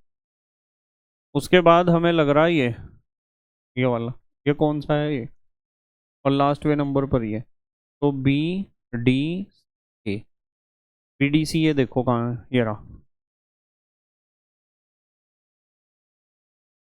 तो हमें क्या करना है, इलेक्ट्रोड विभव के बढ़ते हुए क्रम में व्यवस्थित करना है। जो ये इलेक्ट्रोड विभव होता है ना, इलेक्ट्रोड विभव भी 2 तरह का होता है। विद्युत रासायनिक श्रेणी जिस इलेक्ट्रोड विभव के आधार पर बनाई गई है वो अपचयन विभव है। क्या है? अपचयन विभव। Next question number 21। निम्नलिखित 4 रंगहीन लवणों के विलयन पृथक पृथक परखनलियों में रखे गए तथा प्रत्येक में तांबे की छड़ छड़ की एक पट्टी डुबोई गई। कौन सा विलयन अंत में नीला हो जाएगा? भाई तांबा किसे हटा सकता है? जिंक को नहीं जी, जिंक को तो नहीं, इसे जिंक को तो हटा ही नहीं पाने का तांबा। कैडमियम को भी नहीं हटा पाने का, तांबे की आदत है हमेशा तांबा इसे सिल्वर को ही हटाता है, ध्यान रखना। मतलब ये जो आपने तांबा लिया और इसका रिएक्शन सिल्वर नाइट्रेट के साथ, सिल्वर नाइट्रेट आपने भर रखा है एक परख नली में और उसमें आपने तांबे की छड़ डुबा दी, तो क्या होगा? विद्युत रासायनिक श्रेणी में तांबा सिल्वर के ऊपर है, ज्यादा क्रियाशील है, सिल्वर को हटा देगा। और सिल्वर को जब हटा देगा तो ये बनेगा CuNO3 का होल ट्वाइस, कॉपर नाइट्रेट बनेगा और सिल्वर हो जाएगा अलग। और जैसे ही कॉपर नाइट्रेट बनेगा तो कॉपर नाइट्रेट से आपको मिलेंगे Cu डबल पॉजिटिव आयन, और Cu डबल पॉजिटिव आयनों का रंग कैसा होता है? रंग नीला। तो हमेशा ध्यान रखना तांबा किसे हटाता है? सिल्वर को। ये चीज़ तो अपने जहन में बिठा लो आप, क्योंकि ये क्वेश्चन बहुत पूछा जाता है परीक्षा में। नेक्स्ट, इन्होंने कहा 22वें क्वेश्चन में कि कॉपर सल्फेट को एल्यूमिनियम बोतल में नहीं रखा जाता, क्यों? इसलिए नहीं रखा जाता क्योंकि ये कॉपर सल्फेट है और आप इसे एल्यूमिनियम की बोतल में रख रहे हैं, तो एल्यूमिनियम इस कॉपर को यहाँ से हटा देगा, यानी Cu डबल पॉजिटिव को Cu में कन्वर्ट कर देगा।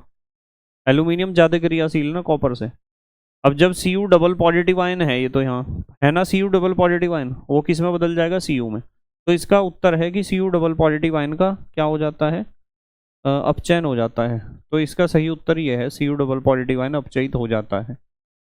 सच्चाई ये है कि यदि कॉपर सल्फेट को आप एल्यूमिनियम की बोतल में रखोगे ना, तो कॉपर सल्फेट रहेगा ही नहीं, वो एल्यूमिनियम सल्फेट बन जाएगा। क्या बन जाएगा? Aluminium sulphate. ठीक है ना? यानी Cu double positive ion Cu में अपचयित हो जाएगा, कॉपर धातु में। चलो, सूची 1 और सूची 2 में दिए गए पदों को सुमेलित कीजिए। एनसीईआरटी एग्जाम्पलर, इस चैप्टर में क्यों दे दिया है क्वेश्चन? इन्हें मिलाना है। ये तो पहले चैप्टर का क्वेश्चन है, यहाँ क्यों दिया इन्होंने? सोडा जल, सोडा वाटर में जो है ना CO2 गैस घुली होती है पानी में, तो इसका तो ये होगा द्रव में गैस का विलयन। शर्करा का विलयन, चीनी को आपने पानी में घोल रखा, यानी ठोस को द्रव में घोल रखा। देखना, द्रव में ठोस का, ये है द्रव में ठोस का विलयन। जर्मन सिल्वर में ठोस ही है, ठोस में ठोस का विलयन। और वायु, वायु तो आपको पता है बहुत सारी गैसों का मिश्रण है, गैस में गैस का विलयन। पैलेडियम में हाइड्रोजन गैस, ये तो ठोस में गैस का विलयन है। ये तो क्वेश्चन पहले चैप्टर में भी करा हमने। ठीक है, और क्या रह गया? 1 2 3 4 5 ही तो हुए। ठोस में द्रव का तो कोई आया ही नहीं है। चलो कोई बात नहीं, देखना जरा क्या हुआ ये। 5 3 4 2 और 1, 5 4, नहीं पहले का क्या है? 5, दूसरे का 3, 5 3 4 2 1, 5 3 4 2 1 ढूंढो। 5 3, ये रहा देखो, 5 3 4 2 1, सही उत्तर सी है इसका, यही दे रखा देखो सी। ये कथन वाला तो देख लेना, ये इतना इंपॉर्टेंट क्वेश्चन नहीं होता कथन वाला। आ जाओ, चलो अगले पड़ाव पर आ जाते हैं हम। 2 नंबर वाले क्वेश्चन है अति लघु उत्तरीय प्रश्न। अति लघु उत्तरीय प्रश्न में सबसे पहला क्वेश्चन आपको दिखाई दे रहा है, विशिष्ट एवं मोलर चालकता में अंतर स्पष्ट कीजिए। मोलर चालकता को परिभाषित कीजिए, इसकी इकाई भी लिखिए, अथवा किसी विद्युत अपघटय के विलयन की मोलर चालकता को परिभाषित कीजिए। तो इन्होंने एक तो विशिष्ट चालकता कप्पा और एक मोलर चालकता को पूछा है। तो आपने पढ़ रखा है विशिष्ट चालकता कप्पा, किसी चालक के विशिष्ट प्रतिरोध रोहो के व्युत्क्रम को उसकी विशिष्ट चालकता या कप्पा कहते हैं। फार्मूला है कप्पा इज इक्वल टू 1 रोहो या 1/r इंटू L/A। ठीक है। और विशिष्ट चालकता का मात्रक ओम इनवर्स सेंटीमीटर इनवर्स या साइमन सेंटीमीटर इनवर्स होता है। एक नंबर तो ये हो गया। फिर है मोलर चालकता लैम्डा एम।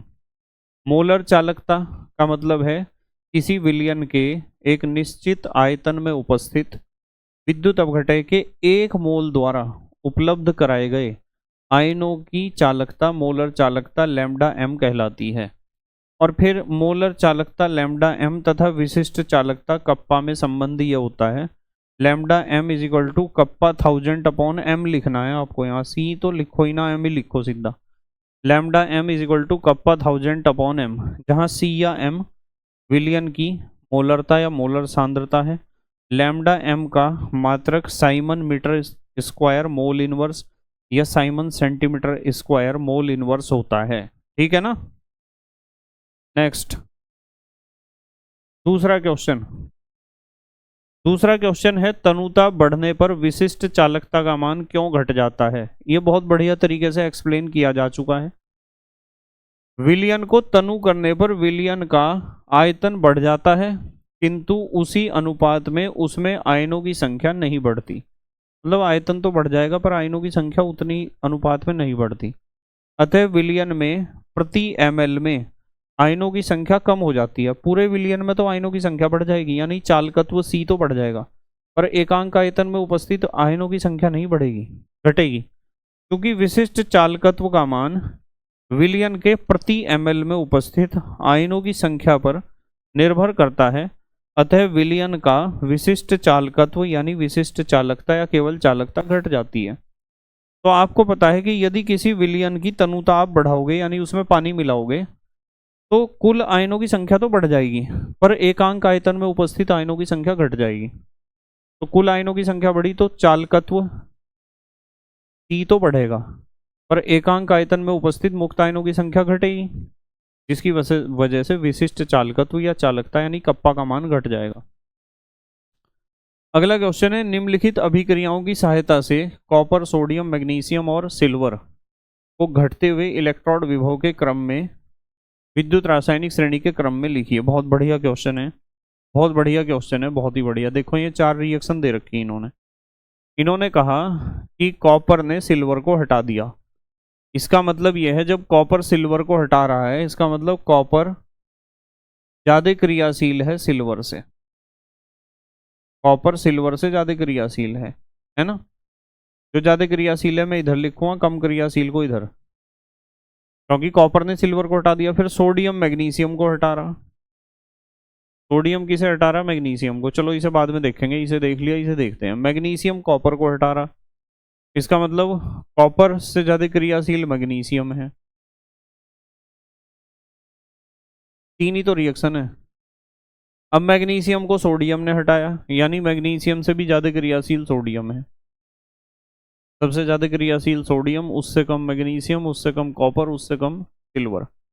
तो जो सबसे ज्यादा क्रियाशील है उसका इलेक्ट्रॉन विभव तो सबसे कम होगा, है ना। जो ज्यादा क्रियाशील होता है उसका इलेक्ट्रॉन विभव कम होता है। तो सबसे ज्यादा इलेक्ट्रॉन विभव सिल्वर का होगा, उससे कम कॉपर का, उससे कम मैग्नीशियम का, फिर सोडियम का। तो इसका सही उत्तर देख लो कहाँ होगा। ये रहा, देखो सिल्वर सबसे कम क्रियाशील इसलिए इसका इलेक्ट्रॉन विभव सबसे ज्यादा है। कॉपर का उससे कम है, मैग्नीशियम का उससे कम, सोडियम देखो AgCuMgNa। जो सबसे ज्यादा क्रियाशील होता है उसका इलेक्ट्रॉन विभव या अपचयन विभव सबसे कम होता है। नेक्स्ट अगला क्वेश्चन है क्या फेरिक आयन द्वारा ब्रोमाइड आयन का ब्रोमीन में ऑक्सीकरण संभव है। और इन्होंने फेरिक आयन का इलेक्ट्रॉन विभव दिया 0.771 वोल्ट और ब्रोमीन का दिया 1.09 वोल्ट। अब आपको पता है कि ये कह रहे कि ये फेरिक आयन है और ये ब्रोमाइड आयन को ब्रोमीन में कर देगा क्या कन्वर्ट। तो आपको पता है e cell e cathode minus e anode से निकलेगा, है ना। कैथोड ये है, देखो कैथोड कौन सा होगा, Fe double positive ion Fe triple positive double positive में बदल रहा, और Br नेगेटिव Br2 में बदल रहा। ठीक है, तो यहाँ हमने जब इसे घटा के देखा तो ये तो माइनस में आ गया। जब माइनस में आया तो ई सेल का मान जब माइनस में है तो रिएक्शन करने की नहीं काम। ई नॉट सेल ऋणात्मक मान यह दर्शाता है कि Fe ट्रिपल पॉजिटिव द्वारा Br नेगेटिव आयन का ऑक्सीकरण ब्रोमीन में नहीं होगा। नेक्स्ट अगला क्वेश्चन देखो। अब इन्होंने दिया 5वें क्वेश्चन में जिंक तनु हाइड्रोक्लोरिक अम्ल से अभिक्रिया करता है जबकि तांबा नहीं। देखो जिंक तो HCl से रिएक्शन इसलिए करता है क्योंकि जिंक हाइड्रोजन से ज्यादा क्रियाशील है, यह जिंक विद्युत रासायनिक श्रेणी में हाइड्रोजन से ऊपर रखा गया है। यह जिंक का इलेक्ट्रॉन विभव हाइड्रोजन से कम है, माइनस में है। तो जिंक हाइड्रोजन से ज्यादा क्रियाशील है इसलिए हाइड्रोजन को हटा देगा HCl में से और रिएक्शन हो जाएगी। जबकि कॉपर विद्युत रासायनिक श्रेणी को यदि देखते हैं तो कॉपर हाइड्रोजन से नीचे रखा गया है या कॉपर का इलेक्ट्रॉन विभव प्लस में है, तो वो हाइड्रोजन को नहीं हटा सकता, हाइड्रोजन से कम क्रियाशील है। ये है इसका कारण। ठीक है, यही लैंग्वेज में लिखना है जो मैं बोल रहा हूँ, और यही आप रिएक्शन लिख देना कि ये रिएक्शन होने की नहीं, ऊपर वाली रिएक्शन होगी। देखो इन्होंने कहा सिल्वर नाइट्रेट के घोल में कॉपर की छड़ डुबाने पर घोल का रंग नीला क्यों हो जाता है, व्याख्या कीजिए। अभी मैंने आपको बताया था AgNO3, 2 बार लिखा था AgNO3, है ना। तो कहीं लिखा हुआ रिएक्शन ये रहा, नीचे लिखा हुआ देखो।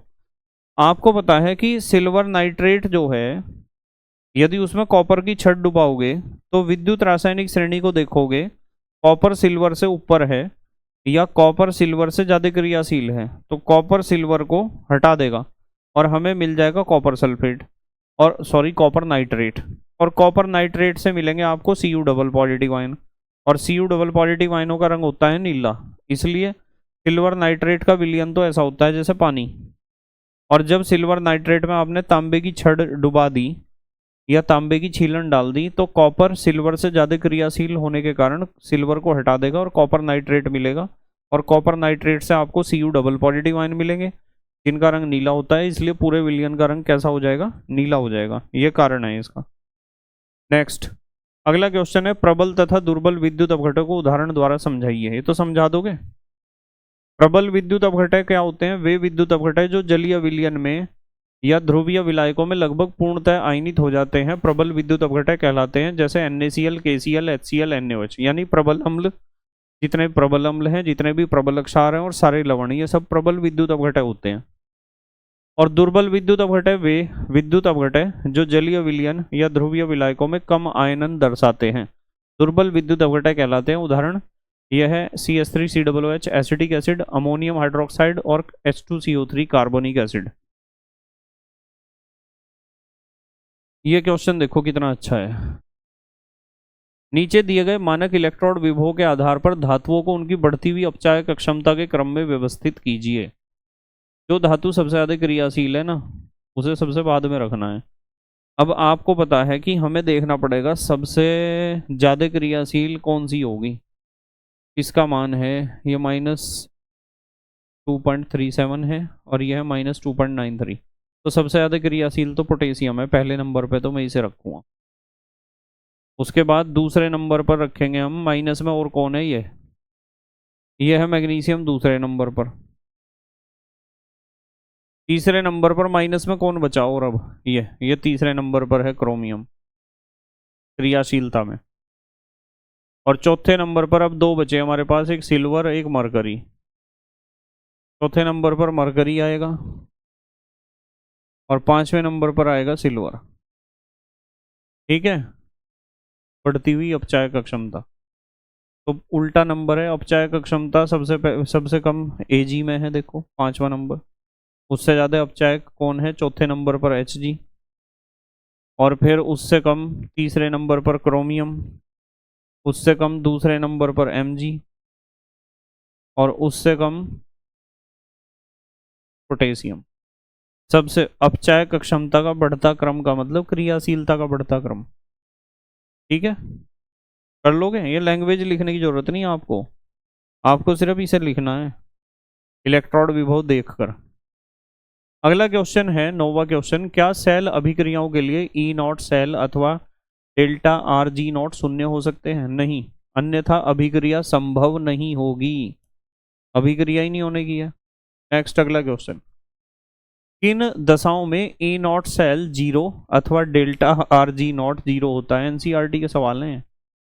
तो सेल में रासायनिक साम्य अवस्था की अवस्था में ई नॉट सेल जीरो हो जाता है और डेल्टा आर जी नॉट भी जीरो होता है रासायनिक साम्य अवस्था की अवस्था में। 11वां क्वेश्चन है, व्यंजक E naught Z N double positive oblique Z N का मान दे रखा है -0.76 वोल्ट में, ऋणात्मक चिन्ह क्या अर्थ है? भाई इसका इलेक्ट्रोड विभव माइनस में है, इसका मतलब यह है कि यह हाइड्रोजन से ज़्यादा क्रियाशील है और विद्युत रासायनिक श्रेणी में इसे हाइड्रोजन के ऊपर रखा गया है। या फिर आप कह सकते हो कि इस पर जो है, देखो व्यंजक में ऋणात्मक चिन्ह का अर्थ है कि जिंक हाइड्रोजन की अपेक्षा अधिक क्रियाशील है। जिंक इलेक्ट्रोड का मानक हाइड्रोजन इलेक्ट्रोड से जोड़ने पर, यदि जिंक इलेक्ट्रोड को मानक हाइड्रोजन इलेक्ट्रोड से आप जोड़ दोगे तो ऋण ध्रुव यानी एनोड का काम करेगा। किसका काम करेगा? एनोड का, यानी इस पर ऑक्सीकरण होगा। 12वां क्वेश्चन देखो, द्वितीयक सेल क्या है, इन्हें संचायक सेल क्यों कहा जाता है? भाई जिन सेल को आप बार बार चार्ज करके इस्तेमाल कर सकते हो वे द्वितीयक सेल हैं, और संचायक माने इकट्ठा करने वाले ऊर्जा को, ये विद्युत ऊर्जा को अपने अंदर इकट्ठा कर लेते हैं, इसलिए इन्हें संचायक यानी इकट्ठा करने वाला सेल कहते हैं। नेक्स्ट अगला question, Cu/Cu double positive electrode का मानक इलेक्ट्रोड विभव यह -0.34 वोल्ट है। इस युग्म के लिए मानक अपचयन विभव व मानक ऑक्सीकरण विभव का मान कारण सहित बताइए। देखो इसमें से 2 इलेक्ट्रॉन निकल के ही तो बना होगा और इलेक्ट्रॉन का निकलना ऑक्सीकरण है, तो यह ऑक्सीकरण विभव दे रखा है इन्होंने, ये जो दिया हुआ है ये क्या है? यह ऑक्सीकरण विभव है।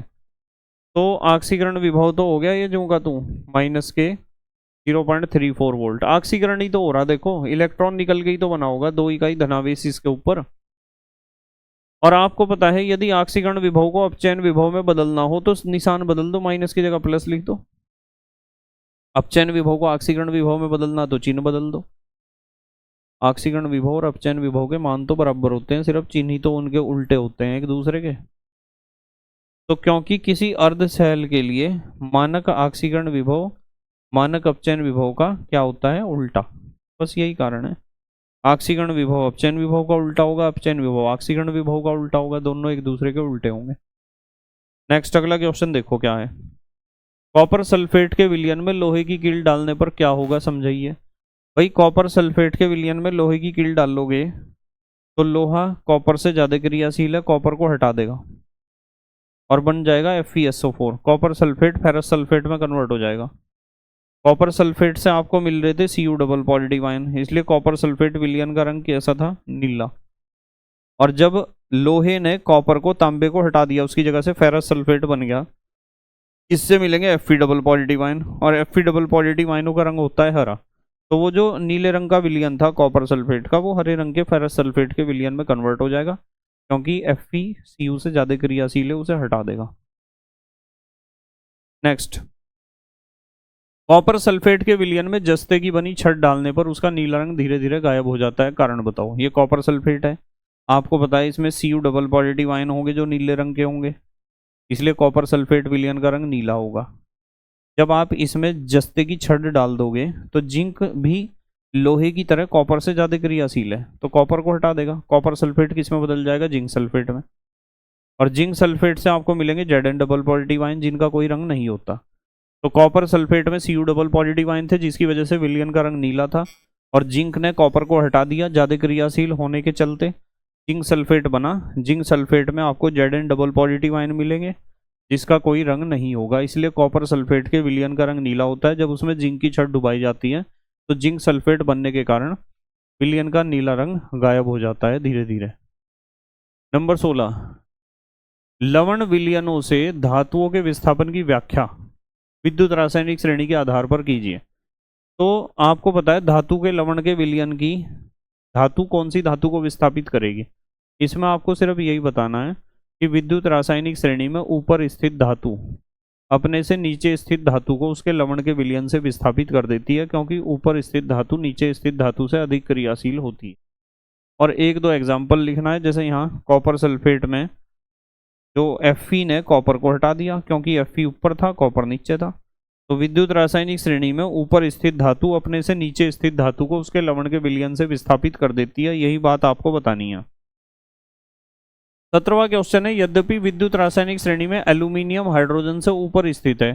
हाँ बिल्कुल है, एल्यूमिनियम तो हाइड्रोजन से ऊपर है, यानी हाइड्रोजन से ज्यादा क्रियाशील है, परंतु यह वायु और जल में स्थायी है। क्यों? क्योंकि पता क्या है, एल्यूमिनियम स्थायी नहीं है। एल्यूमिनियम हवा और पानी के साथ रिएक्शन करता है, और रिएक्शन करके क्या होता है, एल्यूमिनियम जैसे आप नया बर्तन खरीद के लाए, वो बहुत चमकदार होगा और वो लगातार हवा और पानी के साथ रिएक्शन कर रहा होगा, और वो एल्यूमिनियम ऑक्साइड में बदल रही होगी उसकी ऊपर की परत। तो ये जो Al2O3 की एक धुंधला हो जाता है ना वो बर्तन, शुरू में तो बहुत चमकीला होगा चांदी की तरह, जब एल्यूमिनियम का नया बर्तन आप खरीद के लाओगे, और बाद में उसकी चमक हो जाएगी खत्म, क्योंकि उसकी सतह पर एल्यूमिनियम ऑक्साइड की एक रक्षी परत जम जाती है। वो ऊपर ऊपर रिएक्शन करके एक प्रोटेक्टिंग लेयर बन गई एल्यूमिनियम ऑक्साइड की। इसलिए वो फिर जब ऊपर रक्षी परत बन गई तो अंदर से तो रिएक्शन करने की उसे जरूरत ही नहीं किसी के साथ भी, ना हवा के साथ ना पानी के साथ। 18वां क्वेश्चन देखो क्या है, तो कॉपर सल्फेट के विलयन से कॉपर को विस्थापित कर देता है। करेगा ही विस्थापित जब विद्युत रासायनिक श्रेणी में जिंक कॉपर से ऊपर रखा हुआ है, जबकि सिल्वर ऐसा नहीं कर पाता। सिल्वर Ag विद्युत रासायनिक श्रेणी में कॉपर से नीचे रखा हुआ है, तो कॉपर को कहाँ हटा देगा, वो हटा ही नहीं सकता है। ये है कारण, बता दोगे कारण? नेक्स्ट देखो यहाँ लिखा हुआ है, यहाँ रिएक्शन देखो, जिंक ने कॉपर को हटा दिया, सिल्वर ने कॉपर को नहीं हटाया, और यहाँ सोने Au गोल्ड ने भी कॉपर को नहीं हटाया। क्यों नहीं हटाया? कौन किसे हटाएगा? जो ज्यादा क्रियाशील है वो कम क्रियाशील को हटा सकता है।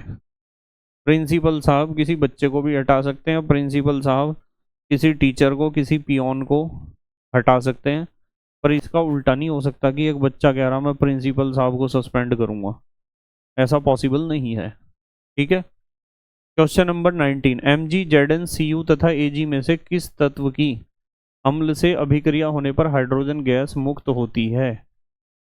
भाई इसमें तो भाई एक तो इसमें मैग्नीशियम है, एक जिंक है, ये दोनों हाइड्रोजन से ऊपर रखे हुए, ये दोनों ही अम्ल से हाइड्रोजन को हटा देगा, और उन दोनों के बस की बात है नहीं। देखो मैग्नीशियम ने भी हटा दिया होगा, जिंक ने भी हटा दिया होगा। चलो अगले पड़ाव पर पहुंचते हैं हम, 3 नंबर वाले क्वेश्चन पर। 2 लेक्चर में इस चैप्टर को खत्म करना है, आज के लेक्चर में और कल के लेक्चर में पूरा रिवीजन हो जाएगा। देखो लघु उत्तरीय प्रश्न 3 अंक वाले। देखो सेल के विशिष्ट प्रतिरोध और चालकत्व की परिभाषा लिखिए। हम अब तक कर चुके हैं 3 बार। चालकत्व को परिभाषित कीजिए तथा चालकत्व एवं प्रतिरोध में संबंध, ये कर लिया हमने 3 बार, इसे दोबारा हम रिपीट नहीं करेंगे। अगला क्वेश्चन देखो, कोलराउस नियम क्या है? इस नियम के एक अनुप्रयोग को उदाहरण सहित दीजिए। कोलराउस नियम को समझाइए, कोलराउस के नियम को परिभाषित कीजिए, इससे दुर्बल अम्ल का वियोजन स्थिरांक किस प्रकार ज्ञात किया जाता है? अथवा कोलराउस के नियम को समझाइए, इसके अनुप्रयोगों को लिखिए। अथवा कोलराउस का नियम क्या है, इसके 2 अनुप्रयोग लिखिए। कोलराउस का नियम हमने पढ़ लिया और इसके अनुप्रयोग भी मैंने आपको बता दिए थे। ठीक है, कोलराउस नियम हमने पढ़ लिया, इसके अनुप्रयोग हैं 5, इन्हें देख लेना, ये सारे पढ़ा दिए थे मैंने अभी थोड़ी देर पहले ही। उसके बाद अगला क्वेश्चन है, फैराडे के विद्युत अपघटन के नियमों को लिखिए। अथवा फैराडे का विद्युत अपघटन का प्रथम नियम क्या है? अथवा फैराडे के विद्युत अपघटन के द्वितीय नियम को स्पष्ट कीजिए। फिर तो फैराडे के तो दोनों नियम पढ़ लिए हमने, पढ़ लिए ना। नेक्स्ट अगला क्वेश्चन, अगला क्वेश्चन है, विद्युत लेपन को उदाहरण द्वारा संक्षेप में समझाइए। विद्युत लेपन का मतलब एक धातु की परत दूसरी धातु के ऊपर चढ़ा देना विद्युत अपघटन की क्रिया से। समझा दोगे? नेक्स्ट अगला क्वेश्चन है हमारे पास 5वां क्वेश्चन, विद्युत अपघटनी सेल तथा गैल्वनिक सेल में अंतर स्पष्ट कीजिए। भाई ये तो क्वेश्चन बहुत इंपॉर्टेंट है, वहां भी लिख रखा है इंपॉर्टेंट। देखो विद्युत अपघटनी सेल, और एक तरफ विद्युत अपघटनी सेल, एक तरफ गैल्वनिक सेल। इसे एक बार रिवाइज कर लो। विद्युत अवघटनी सेल, इस सेल में विद्युत ऊर्जा को रासायनिक ऊर्जा में परिवर्तित किया जाता है। और गैल्वनिक सेल में देखो, इस सेल में रासायनिक ऊर्जा को विद्युत ऊर्जा में परिवर्तित किया जाता है। दूसरा, इस सेल में बाह्य स्रोत द्वारा विद्युत ऊर्जा दी जाती है। विद्युत अवघटनी सेल में तो विद्युत ऊर्जा देनी पड़ती है, और इस सेल के द्वारा विद्युत ऊर्जा प्राप्त की जाती है, दी नहीं जाती। गैल्वनिक सेल या वोल्टीय सेल से तो विद्युत ऊर्जा हमें प्राप्त होती है, जबकि विद्युत अवघटनी सेल में विद्युत ऊर्जा देनी पड़ती है। नंबर 3, विद्युत द्वारा प्रवाहित करने पर ऑक्सीकरण अपचयन अभिक्रिया होती है, और उसमें अपने आप ही होती रहेगी। इसमें स्वतः ऑक्सीकरण अपचयन अभिक्रिया होती है। नेक्स्ट, इसमें कैथोड ऋण ध्रुव तथा एनोड धन ध्रुव होता है, और इसमें कैथोड धन ध्रुव तथा एनोड ऋण ध्रुव होता है। नेक्स्ट, इलेक्ट्रोड विभव क्या है? किसी धातु के इलेक्ट्रोड विभव को प्रभावित करने वाले कारकों का उल्लेख कीजिए। दिखाया था ना अभी थोड़ी देर पहले। नेक्स्ट, अथवा करके दिया, इलेक्ट्रोड विभव क्या है, इसको प्रभावित करने वाले कारकों का उल्लेख कीजिए। 2025 में भी आया। आप बता दो कि जब किसी धातु की छड़ को उसी धातु के लवण के विलयन में डुबाया जाता है तो धातु की सतह, धातु की छड़ या तो धनावेशित हो जाती है या ऋणावेशित हो जाती है, जिसके कारण धातु की सतह पर एक विभव उत्पन्न हो जाता है, जिसे हम इलेक्ट्रोड विभव कहते हैं। और प्रभावित करने वाले कारक उसके बता ही दोगे आप, 4 कारक हैं, ध्यान रखना। अगला है विद्युत रासायनिक श्रेणी क्या है, व्याख्या कीजिए कि निम्नांकित अभिक्रियाएं संभव हैं या नहीं। Fe को गर्म भाप के साथ गर्म करते हैं। कॉपर को हाइड्रोक्लोरिक अम्ल में रखते हैं, कुछ नहीं होने का कॉपर पे। हाइड्रोक्लोरिक अम्ल में रखोगे रिएक्शन नहीं होने की। और विद्युत रासायनिक श्रेणी आपको पता है, जब विभिन्न युग्मों को उनके इलेक्ट्रोड विभव के बढ़ते हुए क्रम में रखा गया तो हमें एक श्रेणी प्राप्त हुई, जिसे विद्युत रासायनिक श्रेणी कहते हैं। ठीक है, लोहे पर जल वाष्प की क्रिया हो जाएगी। लोहा ठंडे पानी के साथ क्रिया नहीं करेगा, गर्म पानी के साथ कम क्रिया करेगा, थोड़ा कम क्रियाशील है ना, इसलिए। तो ये हमने 50% चैप्टर का अपना रिवीजन कर लिया, एग्जैक्टली 50%। अब हमारे पास 50% रिवीजन बचा है, जो मैं आपका कल करवा दूंगा। कल हमारा दूसरा चैप्टर कंप्लीट हो जाएगा, परसों से हम तीसरा चैप्टर स्टार्ट कर देंगे। ठीक है, उम्मीद है आज का लेक्चर आपको अच्छा लगा होगा। यदि आज का लेक्चर आपको अच्छा लगा है तो वीडियो लेक्चर को लाइक ज़रूर कर देना। बस मेहनत और ईमानदारी से पढ़ाई करते रहो और रिवीजन करते रहो, और प्लेलिस्ट के अनुसार पढ़ते रहो। सबसे ज़रूरी चीज़ है प्लेलिस्ट के अनुसार पढ़ना। ठीक है बेटे, तो thank you very much for watching this lecture and best of luck for your exam. Okay, bye.